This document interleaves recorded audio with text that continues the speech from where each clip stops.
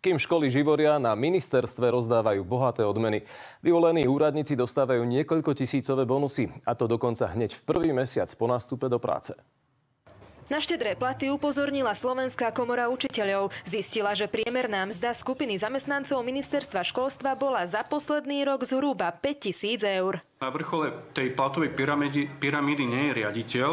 Ten v priemere zarába okolo tých 4700, ale jeho kolegovia zarábajú napríklad niektorí 5700 eur, 5660, 5100, 5200.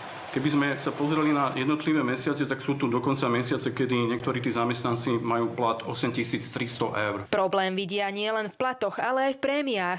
Nadštandardné odmeny sa majú vyplácať hlavne v Národnom inštitúte vzdelávania mládeže, ktorý má na starosti vzdelávanie učiteľov, veľké školské reformy, testovanie deviatakov či maturitu. My vám tým zhruba 30 vedúcim zamestnancom len za jeden rok vyplatil spolu 370 000 na tých odmenách. A tie odmeny v jednotlivých mesiacoch sú rôzne, napríklad niekedy je to 1500 eur, niekedy je to až 5000 eur.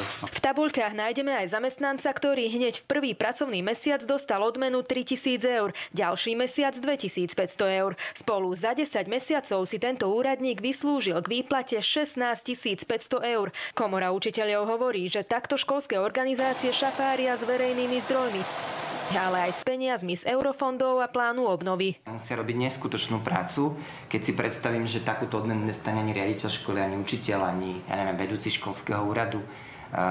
My sa obávame, že dokonca sú tie platy, ako hovoríme, vyššie než má oficiálne daný plat minister alebo štátni tajomníci. S riaditeľom NIVAMu sme sa snažili spojiť, no neúspešne. V inštitúte sme ho tiež nezastihli.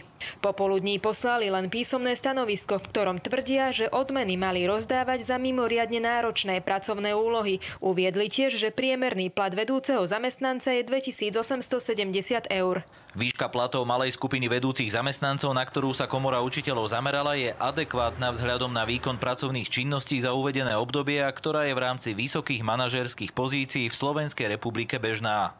Komora učiteľov vyzýva Tomáša Druckera, aby financovanie svojich inštitúcií preveril. Nové vedenie rezortu školstva v týchto dňoch intenzívne pracuje na programovom vyhlásení vlády. Súčasťou prípravy sú rokovania so všetkými relevantnými organizáciami v sektore vzdelávania a vedy. Monika Grznárová, televízia Markíza.